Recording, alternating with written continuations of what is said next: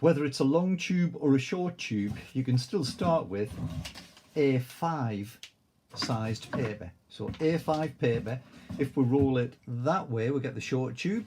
If we roll it this way, we'll get the long tube. So let's make a long tube. Same procedure as before. So now, when we roll the paper over, you've got a bigger stretch for your fingers now, a bigger stretch, because tucking the corners in is the hard bit. You don't really notice that with the short tube, but you do with the long tube. So if you don't spread your fingers right to the corners, then you can't tuck the paper under, and it makes a bit of a crumpled tube, which isn't very good if you're not careful.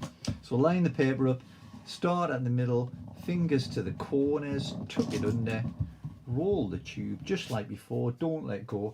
Well, now one piece of tape in the middle isn't very good, I'm afraid, so move out, but not to the end, move well away from the end, because that's where the punch is going to work, and we want to keep the tape away from the punch.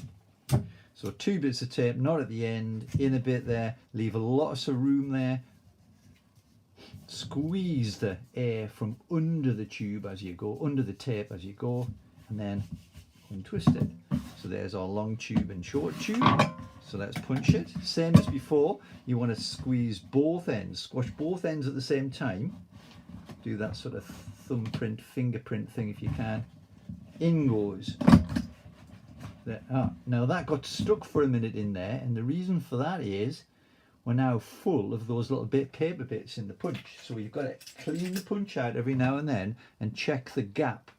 So just spotted that there. Keep the punches clean, remove all the excess paper, turn it round straight away, pop it back in the punch.